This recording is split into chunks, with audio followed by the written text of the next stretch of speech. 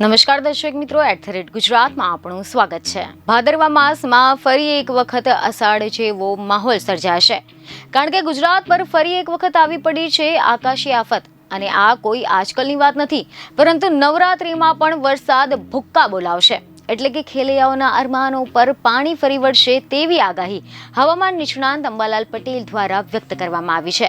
ખબર એવી મળી રહી છે કે અંબાલાલ પટેલે આ અંગે એવી આગાહી કરી છે કે સપ્ટેમ્બર મહિનામાં અષાઢી માહોલ જામીને અનરાધાર વરસાદ વરસશે। બંગાળના ઉપસાગરની સિસ્ટમ સક્રિય થઈ હોવાથી પૂર્વ ગુજરાતના ભાગોમાં ભારે વરસાદ આવી શકે છે।